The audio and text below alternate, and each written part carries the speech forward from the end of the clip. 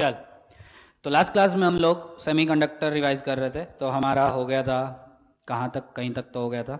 हाँ, PN junction diode वगैरह हो गया था। जीनर डायोड क्या होता है, ब्रेकडाउन मैकेनिज्म क्या होता है, वो सब हमने देखा था।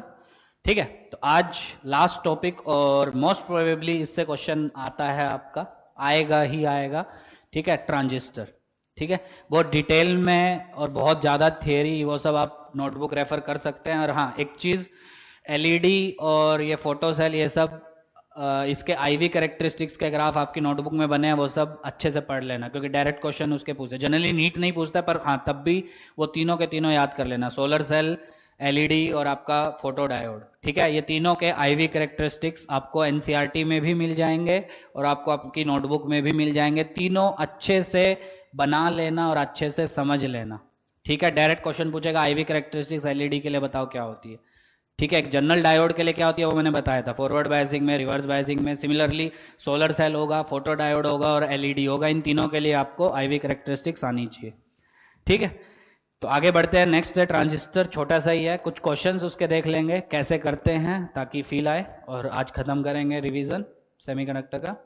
तो बेसिकली ट्रांजिस्टर में क्या होता है, हमारे पास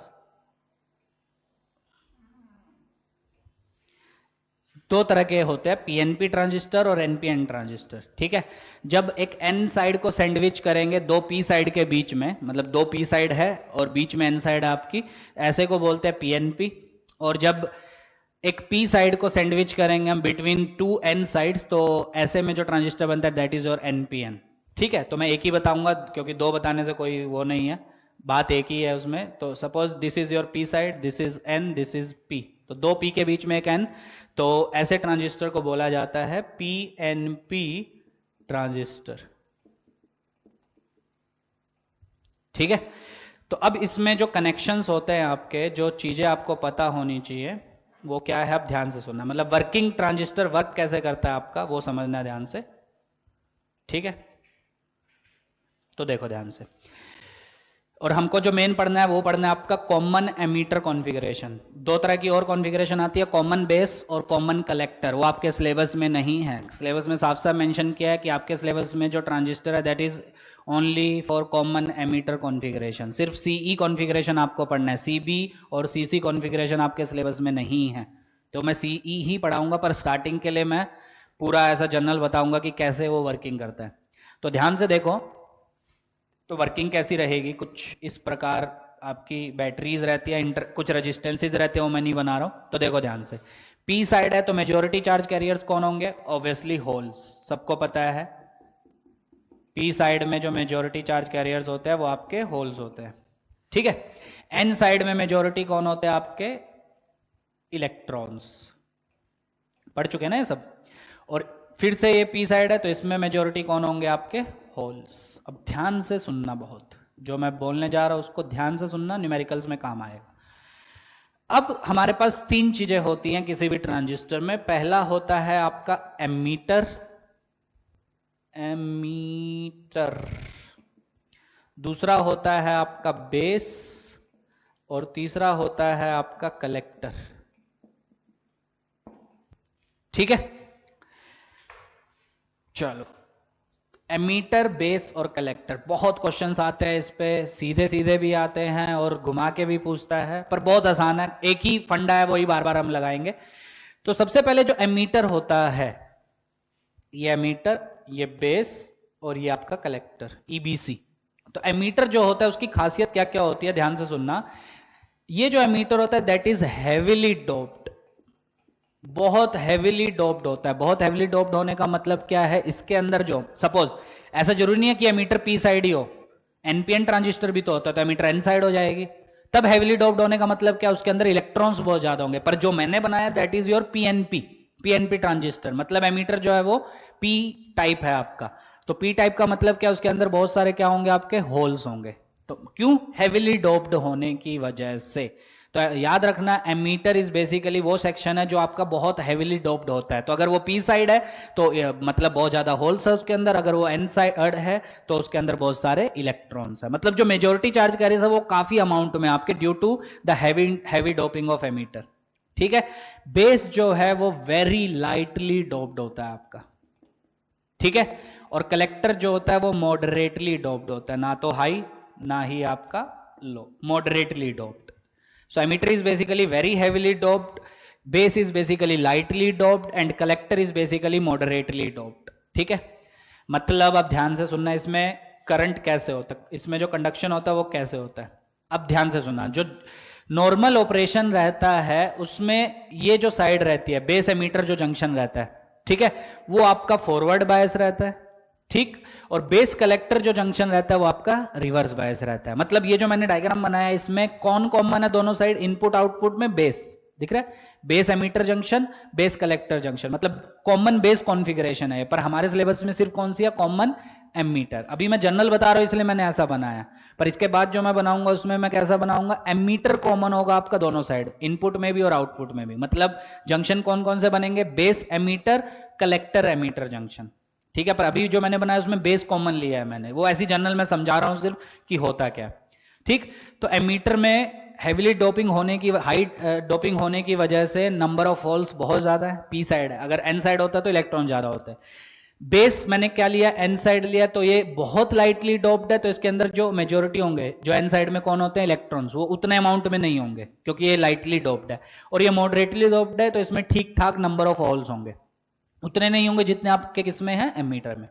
तो अब होता क्या है, नॉर्मल वर्किंग में जो आपका बेस एमीटर जंक्शन है, BE junction, that is made forward biased, ठीक है। और जो आपका बेस कलेक्टर जंक्शन होता है that is made reverse biased. अब वो कैसे बनाते हैं वो आप सीख चुके लास्ट लेक्चर में। पी साइड को अगर हम हाई पोटेंशियल से कनेक्ट करें और एन साइड को लो पोटेंशियल से, तो ये क्या बन गया आपका, फॉरवर्ड बायस। और रिवर्स कैसे बनाते हैं, पी साइड को नेगेटिव से और एन साइड को हाई पोटेंशियल से, तो ये बन गया आपका रिवर्स बायस। तो मतलब base collector junction reverse bias आपने बनाया, तो ये बैटरी किसका काम कर रही है, ये बैटरी इसको रिवर्स बायस बनाने का काम कर रही है, और ये बैटरी किसका काम कर रही है, इसको फॉरवर्ड बायस, ठीक है। इसको बोला जाता है, बहुत बुक में आपको मिलेगा वीईई, और ये हो गया आपका वीसीसी। तो वीसीसी वाली जो बैटरी है उसने क्या काम किया, बेस कलेक्टर जंक्शन को फॉरवर्ड रिवर्स बायस बनाया, और वीईई ने किसका काम किया, एमीटर बेस जंक्शन को फॉरवर्ड बायस बनाया, ठीक है। पर हमको जो पढ़ना है वो कौन सा पढ़ना है, हमको ये पढ़ना है, ध्यान से सुनना, हमको ये पढ़ना है। ये होगा आपका एमीटर, ये बेस, और ये आपका कलेक्टर, ठीक है। वो हमको पढ़ना है क्योंकि हम पढ़ने वाले हैं कॉमन एमीटर कॉन्फ़िगरेशन, ठीक है।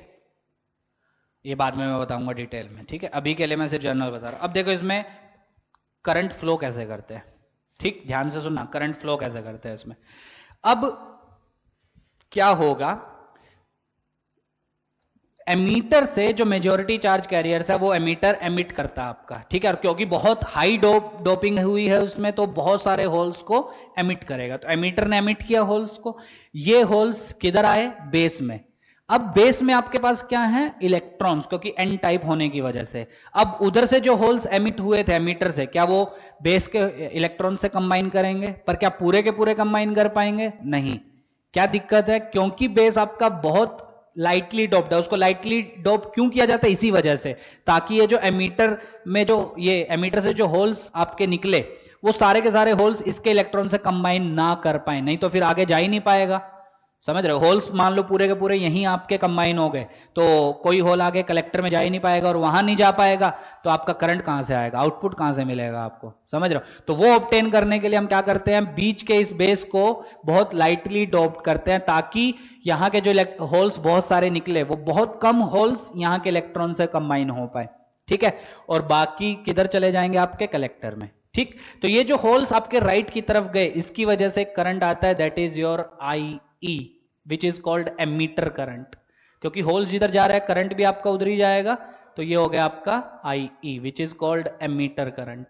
इसकी वैल्यू काफी अच्छी होती है, ठीक है। क्यों, क्योंकि होल्स बहुत सारे हैं और उनके मोशन की वजह से करंट आएगा, तो अच्छा खासा करंट आएगा। अब ये बहुत कम होल्स गए, तो बहुत सारे, पर बहुत कम होल्स एन साइड में जो इलेक्ट्रॉन्स उससे कंबाइन हो पाए, और उसकी वजह से जो करंट आता है दैट इज योर IB, और वो कुछ ऐसा आएगा। सो ये IE, ये आपका IB। और ज्यादातर होल्स कुछ कम होल्स यहां पे कंबाइन हुए और ज्यादातर किधर चले गए आपके कलेक्टर के पास, उसकी वजह से कौन सा करंट आएगा, कलेक्टर विच इज आईसी। ये होता है आपका नॉर्मल वर्किंग एक ट्रांजिस्टर की। ठीक है, तीन तरह के करंट होते हैं उसमें, IE, IB and IC. IE is basically emitter current. ये किस वजह से आता है, ये जो आपके मेजॉरिटी चार्ज कैरियर्स एमिट हुए और क्योंकि बहुत हाई डोपिंग है तो बहुत ज्यादा अमाउंट में होंगे, इसलिए आईई की वैल्यू काफी अच्छी खासी होगी। IB is basically your base current, जिसकी वैल्यू बहुत कम होती है। क्यों, क्योंकि एमीटर से निकले हुए मेजॉरिटी चार्ज कैरियर्स बहुत कम कंबाइन कर पाते हैं बेस में, उसकी लाइट डोपिंग होने की वजह से। और आईसी की वैल्यू ये अच्छी खासी आती है, ये अप्रोक्सीमेटली 95% आती है आईई के। पूरा आईई तो आ नहीं पाएगा क्योंकि कुछ तो बेस खा गया आपका, और बेस की वैल्यू अप्रोक्सीमेटली आती है 5% ऑफ आई। ये ऐसा कुछ जनरल नहीं है, बस अप्रोक्सीमेशन है कि बेस करंट की वैल्यू लगभग 5% होती है एमीटर करंट के, और कलेक्टर करंट की वैल्यू 95%। क्यों ऐसा होता है, क्योंकि बीच का जो बेस है वो लाइटली डोप्ड है, जिसकी वजह से बहुत कम मेजॉरिटी चार्ज कैरियर्स जो एमीटर से एमिट हुए वो इनसे मिल पाएंगे और बहुत कम करंट आएगा, विच इज कॉल्ड आईबी। ठीक है, और ज्यादातर जो होल्स एमिट हुए थे, या होल्स या इलेक्ट्रॉन्स भी हो सकता है अगर ये एनपीएन हुआ तो, मेजॉरिटी बोलना सही है, तो ज्यादातर जो मेजॉरिटी चार्ज कैरियर्स एमिट हुए थे एमीटर से, वो कहां पहुंच जाएंगे, आपके collector, which is the main reason of the collector current. ठीक है, जिसकी वजह से आपका कलेक्टर करंट आता है और अच्छा खासा आता है, लगभग एमीटर की ही रेंज का आता है, आईई के लगभग बराबर ही आता है, मतलब 95% उसका। ठीक है, समझ में आ गया। ये है आपकी वर्किंग ट्रांजिस्टर की, पर इसमें मैंने बेस कॉमन लिया है, पर हमको जो पढ़ना है that is common ammeter configuration. ठीक है, अब इसका एक सिंबल, बार बार हम ये नहीं बनाएंगे, इसका एक सिंबल होता है वो कुछ ऐसा, ध्यान से समझना।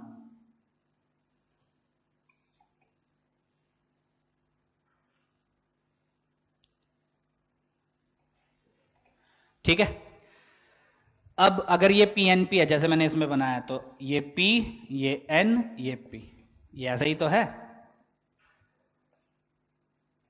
पर बनाएंगे हम ऐसा छोटा सा, दिख रहा है। अब अगर ये पीएनपी है तो हमेशा आपको पता करंट पी से एन जाता है, तो ये एरो आप बनाते हैं पी से एन। ठीक है, ये क्या है आपका एमीटर, ये क्या है आपका बेस, ये क्या है आपका कलेक्टर।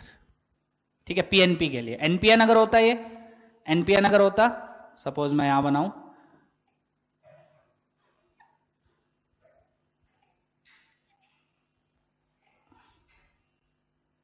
तो अगर ये एनपीएन है, एनपीएन, तो पी से एन ये एरो बनेगा। अब आधे बोलेंगे सर एमीटर कलेक्टर में एरो, वहां नहीं बनता आपका एरो। ठीक है, एरो आपका बनता है एमीटर बेस के बीच में ही। तो ये, तो आपको देख के डिसाइड करना आना चाहिए कि पीएनपी ट्रांजिस्टर है कि एनपीएन। तो अगर एरो ऐसा है तो पीएनपी, और एरो अगर ऐसा होता तो एनपीएन, सॉरी पीएनपी। और अभी कौन सा है आपका, अभी ये पी है, ये एन है, ये पी है, कर लोगे पक्का। तो ये सिंबल हम यूज करेंगे जनरली जब हम क्या पढ़ेंगे आपका, क्या ट्रांजिस्टर। ठीक है, तो ट्रांजिस्टर पढ़ने में हम जनरली ये सिंबल यूज करेंगे, पूरा नहीं पढ़ेंगे। ठीक है, तो एमीटर क्या होता है, बेस क्या होता है, कलेक्टर क्या होता है, समझ में आ गया। ठीक, खासियत समझ में आ गई। और ये करंट्स कैसे आते हैं, वर्किंग कैसे होती है, वो मैंने बता दिया। बैटरीज का काम क्या है, उनका काम है इस जंक्शन को रिवर्स बायस बनाना और इसको फॉरवर्ड। ये जनरली आपका होता ही, आपको सीधा याद करना पड़ेगा कि जो आपका बेस एमीटर जंक्शन होता है that is made forward biased using the battery, and जो आपका कलेक्टर एमीटर जंक्शन होगा, क्योंकि एमीटर कॉमन लेना है हमको, तो आपका कलेक्टर एमीटर जंक्शन होगा that is made reverse biased using the battery. कैसे करेंगे वो थोड़ी देर बाद सीखेंगे। ठीक है, चलो आगे बढ़े। चलो अब इसमें आता है डीसी करंट गेन्स।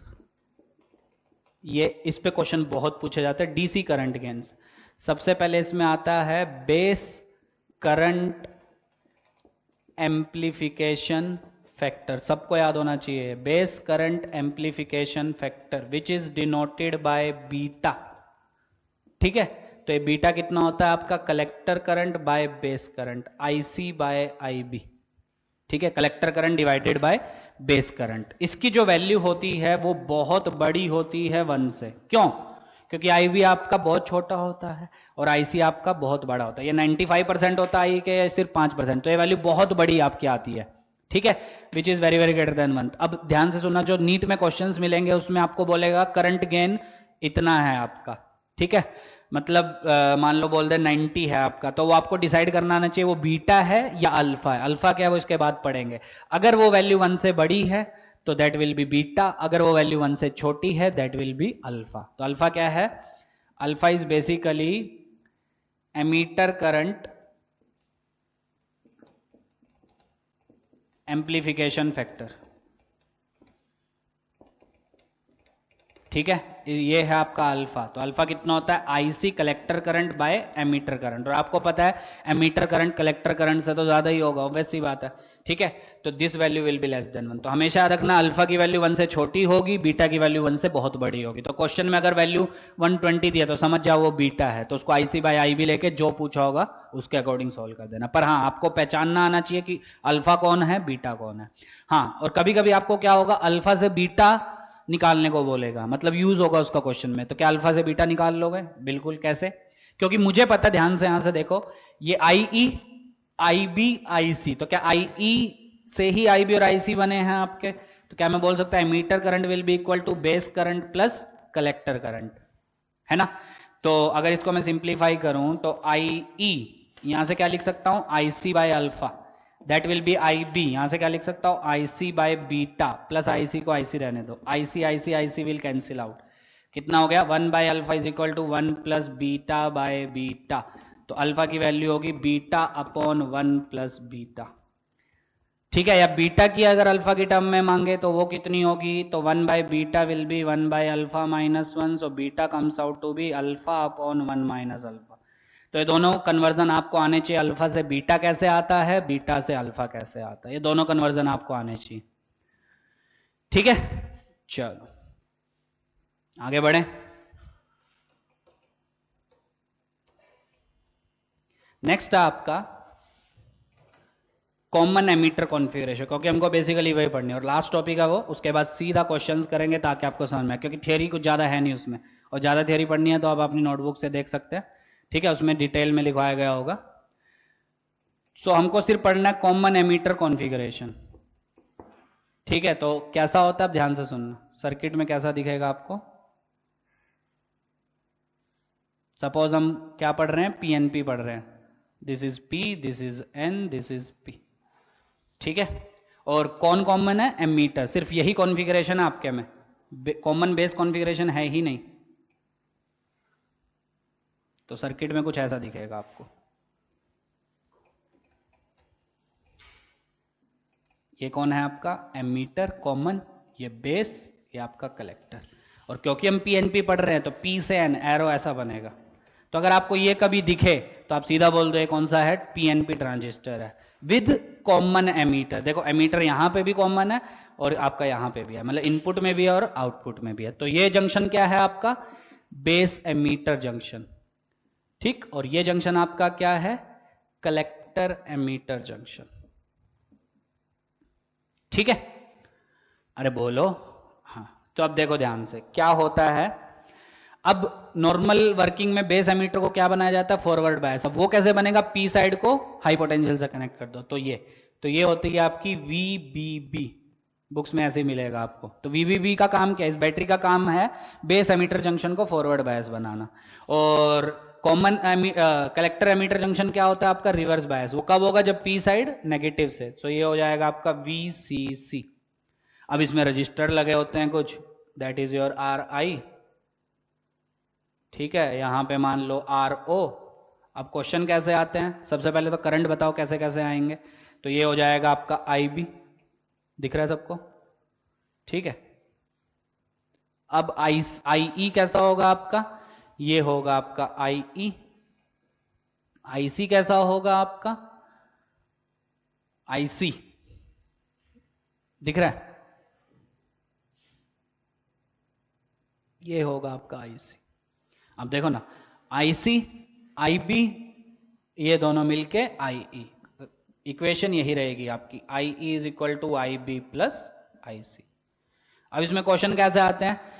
ये आई बी दे देगा, बेस एमीटर के अक्रॉस पोटेंशियल डिफरेंस दे देगा, और ये दे देगा, पूछेगा आर आई की वैल्यू बताओ, केवीएल लगा दो, चालू कर दो यहां से। तो यहां से जब केवीएल लगाओगे ऐसा, तो यहां से स्टार्ट हुए ना आप, तो वीबी उल्टा direction plus I B R I minus VBB यहां पहुंच गए इज इक्वल टू VE, है ना। क्या इक्वेशन फिर से मैं लिख रहा हूं, ऐसा चलते हैं तो यहां से लिखो VB उल्टा जा रहे हैं प्लस IBRI, KVL लगाना आता है ना, ड्रॉप माइनस VBB कहां पहुंच गए एमीटर, तो इज इक्वल टू VE। तो क्या बोल सकते हैं यहां से VB minus VE that is equal to VBB minus IBRI। हर क्वेश्चन में आपको ऐसे ही करना है। अब VBE क्या, potential difference between base and emitter which is called VBE, combine करके that will be equal to VBB minus IB into RI।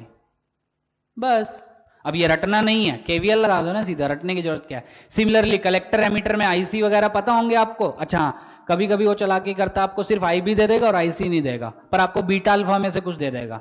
तो अगर बीटा अल्फा आपको पता है, IB आपको पता है, तो IC नहीं निकाल सकते। बिल्कुल, क्या यूज करोगे, beta is equal to IC by IB। अब बीटा अगर क्वेश्चन में दिया, IB दिया, तो IC आ जाएगा वहां से।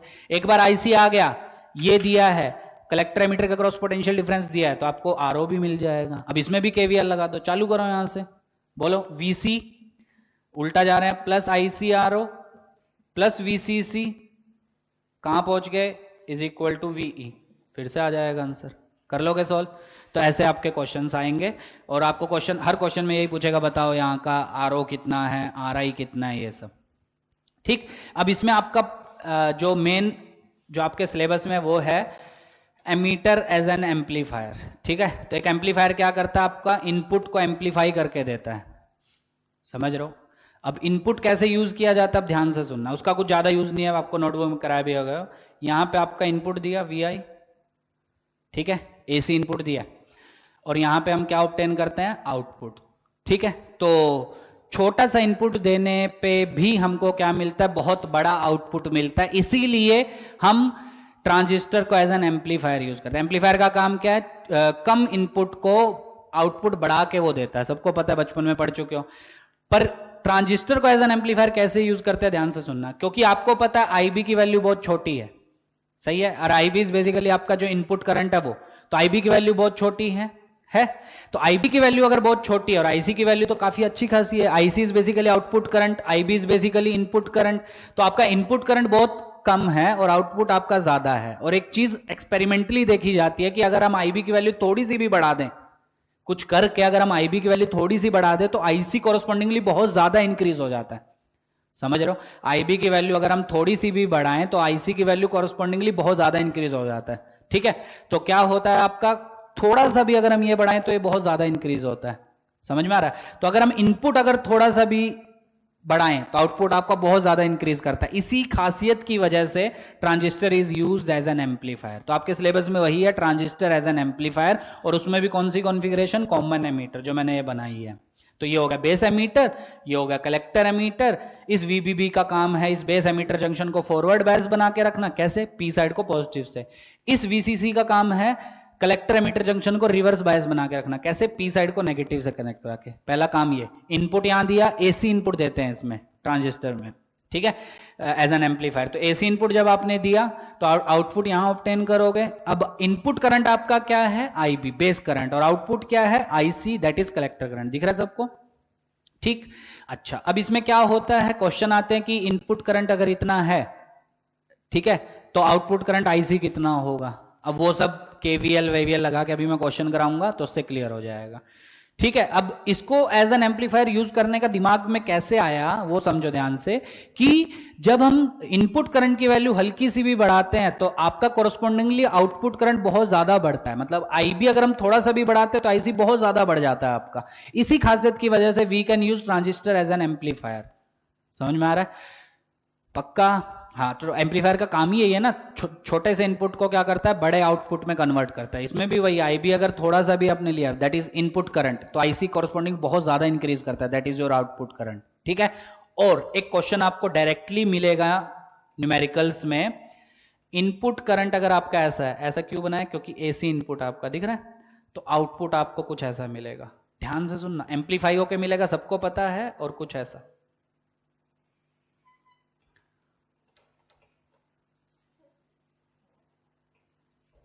ठीक है, ये हो गया आपका आउटपुट। कैसा, प्लस में था तो माइनस में, मतलब 180 डिग्री का फेज डिफरेंस। सीधा क्वेश्चन पूछेगा कॉमन एमीटर कॉन्फ़िगरेशन में आउटपुट और इनपुट में कितने का फेज डिफरेंस होता है, तो 180 डिग्री। पॉजिटिव नेगेटिव, नेगेटिव बन जाता है पॉजिटिव, और आउटपुट आपका ज्यादा मिलेगा। देखो पीक वैल्यू इसकी ज्यादा होगी, इसकी कम है। यही तो एम्पलीफायर का काम है आपका। So amplifier is basically used to amplify the input signal.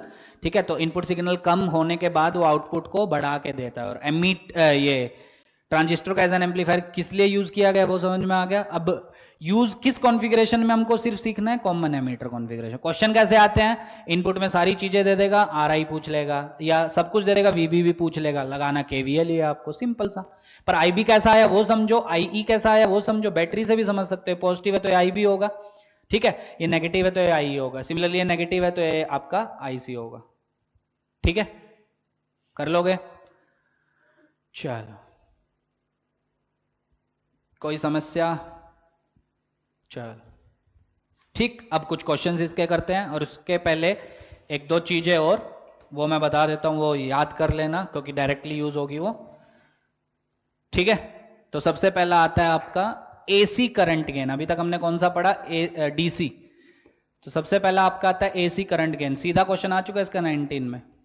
ठीक है, किसकी बात कर रहे हैं, एम्पलीफायर में। ट्रांजिस्टर एज एन एम्पलीफायर में एसी करंट गेन क्या होता है, तो it is denoted by beta. वो भी बीटा था पर ये एसी में है, वो डीसी था आपका। That is delta IC upon delta IB. सीधा यूज करना है आपको। सो डेल्टा आईसी क्या है, चेंज इन कलेक्टर करंट। ठीक है, और ये है चेंज इन बेस करंट। सीधा वैल्यू आपको क्वेश्चन में देगा, सीधा वैल्यू डालो आंसर आ जाएगा। ठीक, सेकंड आपका आता है एसी वोल्टेज गेन। ये भी याद करना है आपको, it is denoted by AV, AC voltage gain. तो ये होता है आपका आउटपुट वोल्टेज। ऑब्वियसली 1 से बड़ा होगा क्योंकि आउटपुट वोल्टेज इनपुट वोल्टेज से बड़ा मिलता है एम्पलीफायर में। आउटपुट वोल्टेज बोलो कितना होगा, I into R, that is output current delta IC into R output, जो मैंने डायग्राम में बनाया था। Input delta I B into R I. अब delta I C by delta I B क्या है आपका, बीटा। तो एसी वोल्टेज गेन की वैल्यू आपको याद होनी चाहिए beta, which is AC current gain into R output by R input. Direct पता नहीं कितने साल इसके क्वेश्चन आ चुके हैं, तो आपको याद होने चाहिए। थर्ड है आपका एसी पावर गेन। ठीक है, third is AC power gain. ठीक है, that will be output power upon input power. Output power क्या होगी, डेल्टा आईसी का square into R output, I square R, और ये होगी डेल्टा आईबी का स्क्वायर इंटू आर इनपुट। और delta IC by delta IB क्या है, AC current gain, that will be beta square into R output by R input. तो ये तीन फॉर्मूले तो आपको आने ही चाहिए। First one is AC current gain, that is delta IC by delta IB. Second is AC voltage gain, that is beta into delta IC by delta IB. ये beta वो बीटा अलग अलग है, ये बीटा आपका एसी करंट गेन है, वो beta आपका डीसी था। समझ में आ रहा, आईसी बाय आईबी, ये delta IC by delta IB है, change in collector current upon change in base current. And third is your AC power gain, which is beta square into R output by R input. अब question कैसे आते हैं exam में, output दे देगा, input दे देगा, beta दे देगा, पूछेगा power gain बताओ कितना, वोल्टेज गेन बताओ कितना। वोल्टेज गेन क्यों होगा वो समझ में आ रहा है, क्योंकि एम्पलीफाई कर रहा है, वो एम्पलीफाई कर रहा है तो आउटपुट ज्यादा होगा। और कैसा होगा, 180 डिग्री का फेज डिफरेंस। अगर ऐसा है इनपुट तो आउटपुट ऐसा मिलेगा, एम्पलीफाई होके मिलेगा पर 180 डिग्री के फेज डिफरेंस के साथ। ठीक है, डिटेल में वर्किंग एनसीईआरटी में दी है, उसका बोर्ड अब दे चुका, कोई ज्यादा यूज नहीं है। जो नीट में काम आएगा वो मैंने सब बता दिया। ठीक है, हाँ, इसमें फोर्थ एक और आता है ट्रांस कंडक्टेंस, इसका भी यूज होगा, ट्रांस कंडक्टेंस। ठीक है, इसको लिखो, इसका भी फॉर्मूला मैं बता रहा हूं, ट्रांस कंडक्टेंस। तो ट्रांस कंडक्टेंस का फॉर्मूला है, जी से जनरली डिनोट करते हैं, दैट इज आउटपुट करंट, ये भी याद करना, डायरेक्टली पूछा जाता है, upon input voltage. Output current आपका कितना होता है, डेल्टा आईसी, इनपुट वोल्टेज आपकी वीबीई, बेस एमीटर, यही होगा ना। तो इनपुट वोल्टेज वीबीई और output current delta IC. So transconductance will be delta IC upon VBE, base emitter का क्रॉस पोटेंशियल डिफरेंस। तो ये चारों आपको आने चाहिए ट्रांजिस्टर एज एन एम्पलीफायर में, ये फॉर्मूले यूज होंगे। और कंसेप्ट क्या है, जनरली 90% क्वेश्चंस में केवीएल यूज करके सोल्व करना, और ये फॉर्मूले की हेल्प से आपको कुछ चीजें डिराइव करनी पड़ेंगी, तब आपके न्यूमेरिकल सोल्व होंगे। ठीक है, तो ये आपका चैप्टर इतना ही है, ठीक है। थियरी डिटेल में पढ़नी है तो नोटबुक में एनसीईआरटी में है, वो अच्छे से पढ़ लेना। पर हाँ, नीट में इससे बार जो मैंने बताया, इससे बार कोई कंसेप्ट नहीं आएगा, सारे मैंने कवर कर लिए, ठीक है। लास्ट लेक्चर तक डायोड तक हो गया था, आज ट्रांजिस्टर। अब इसके क्वेश्चन कैसे आते हैं वो मैं कुछ क्वेश्चंस बोर्ड पे लिख रहा हूँ, उसको प्रैक्टिस करेंगे और फिर समझ में आएगा कि हाँ इसके क्वेश्चन ऐसे करने, ठीक है। चलो, अब बोर्ड पे कुछ क्वेश्चन लिख रहा हूँ मैं, उसको अच्छे से देखो और खुद से करने की ट्राई करो।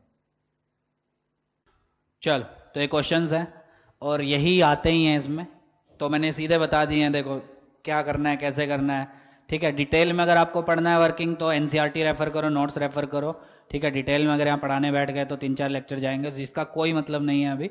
तो जितना यूज होने वाला है नीट में, जो मैंने बताया 3 लेक्चर्स में, उससे बाहर कोई क्वेश्चन नहीं आएगा। और बोर्ड दे चुके हो तो अब डिटेल में थियरी पढ़ने की भी जरूरत नहीं है, ठीक है। तो 3 क्वेश्चन हैं, मिलते जुलते ही क्वेश्चन आते हैं हर साल। तो पहला क्वेश्चन थोड़ा अच्छा है और इतना भी अच्छा नहीं है। देखो कौन सा कॉन्फ़िगरेशन है, कॉमन है, मीटर दिख रहा है, मीटर कॉमन है। अभी इस सर्किट को कंप्लीट कर सकते हो आप खुद से, ठीक है। इनपुट कितना है, 20 वोल्ट, और इसकी अर्थिंग की मतलब यहाँ 0 पोटेंशियल है, उधर 20 वोल्ट और 0 पोटेंशियल है, ठीक है। उधर आउटपुट रजिस्टर कितना है, 4 किलो ओम, इधर इनपुट कितना है, 500 किलो ओम दिख रहा है, और पीएनपी है दिख रहा है क्योंकि पिन से एन, तो पीएनपी, ठीक है। क्वेश्चन है आईबी की वैल्यू बताओ, आईसी की वैल्यू बताओ और बीटा की वैल्यू बताओ। आईबी पहले कैसा होगा वो ड्रॉ करो, ये होगा आपका आईबी, ठीक है। सिमिलरली आईसी, और आपको क्या बताना है, बीटा की वैल्यू। कर लोगे सॉल्व? चलो ये नोट कर लेना ऑप्शंस जो भी हैं, मैं सर्किट आपका कंप्लीट करके दिखा रहा हूं कि ये सर्किट को आप थोड़ा सिंप्लीफाई करके कैसा बना सकते हो। तो इस सर्किट को आप कुछ ऐसा भी बना सकते हो। ये 20 वोल्ट हो गया, देखो ये 20, ये 0, ठीक, और ये ऐसा, इसको रिवर्स बायस बनाना है ना,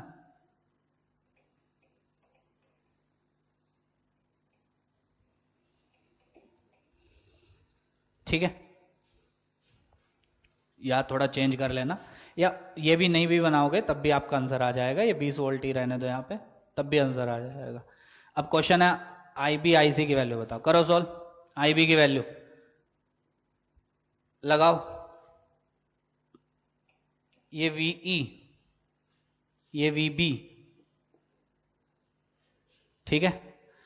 चलो लिखो, अब कैसे लिखेंगे, यहां से स्टार्ट करो, दैट विल बी वीबी, उल्टा जा रहे हो तो plus I into R, I B into R, that is 500 kilo 10 की पावर 3, ठीक है।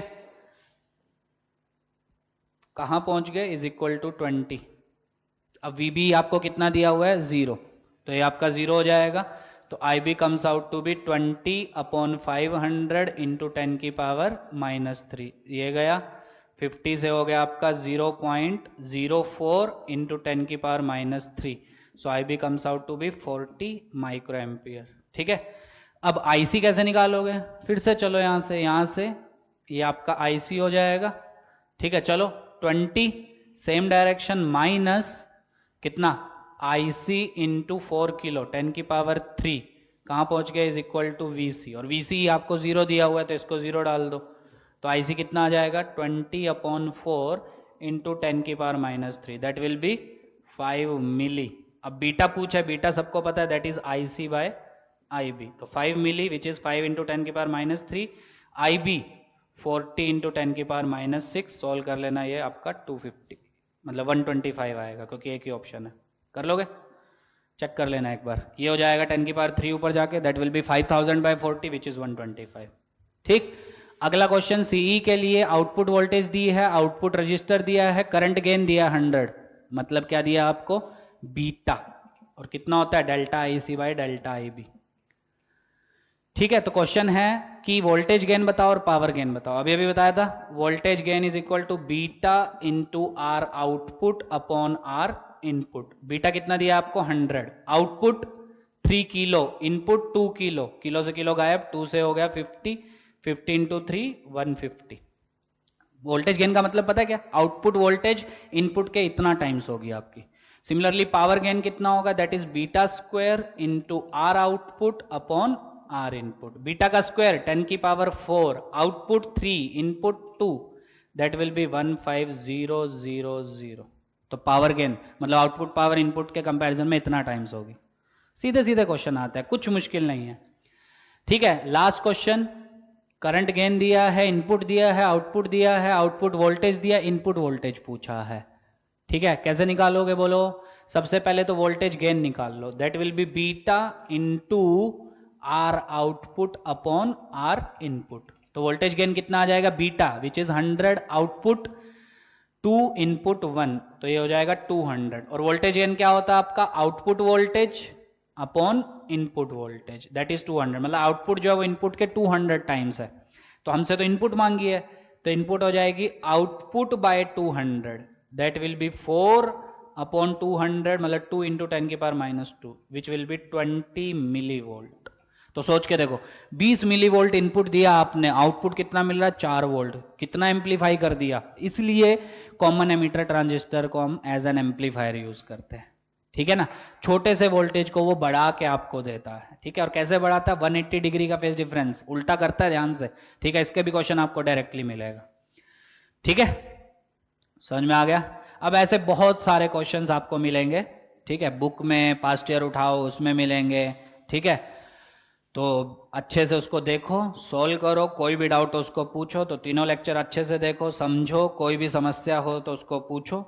ठीक है, और जो मैंने बताया उससे बाहर एक भी क्वेश्चन आपका नहीं आएगा, पर हाँ फॉर्मूले आने चाहिए। और 2 क्वेश्चन आएंगे सेमीकंडक्टर से, ध्यान देना, एक डायोड तक और एक ट्रांजिस्टर का क्वेश्चन। ठीक है, ठीक, तो जो मैंने नहीं बताया वो आप खुद से कर लेना। वो है आपका फोटो डायोड, एलईडी, और वो उसके आईवी कैरेक्टरिस्टिक्स खुद से पढ़ लेना। और एक और था ट्रांजिस्टर एज अ स्विच, वो भी मैं नहीं बता रहा क्योंकि वो थियरी का पार्ट है आपका। ट्रांजिस्टर एज अ स्विच आपको एनसीईआरटी में भी मिलेगा, नोटबुक में भी मिलेगा, उसका क्वेश्चन आ चुका आपके पास ईयर में।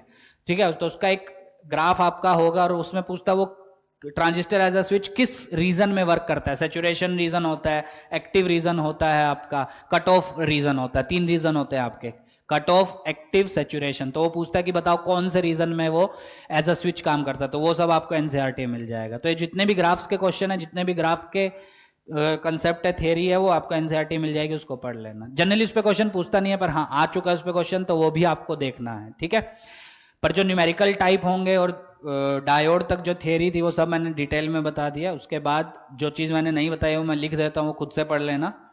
वो है ट्रांजिस्टर एज अ स्विच। ठीक है, इसका एक ग्राफ आता है और वो किस रीजन में वर्क करता है वो देख लेना। सेकंड, फोटो डायोड का IV characteristics. Third, LED. Fourth, solar cell. ठीक है, इन तीनों का सिर्फ आईवी कैरेक्टरिस्टिक्स आपको पढ़ना है, वर्किंग कोई नहीं पूछेगा। और फिफ्थ भी है एक, नहीं बस इतना ही। ठीक है, इतना आपको खुद से देखना है, खुद से एनसीईआरटी से पढ़ना है या आपके नोट्स से। बाकी सब मैंने पूरा बता दिया। अब न्यूमेरिकल उठाओ, कोई भी बुक उठाओ, उसको सोल्व करो, कोई समस्या है तो पूछो। ठीक है, तो आपका सेमीकंडक्टर का रिवीजन यहीं पे समाप्त होता है। बाकी और कोई होगा तो बाद में उसको करेंगे। ठीक है, चलो।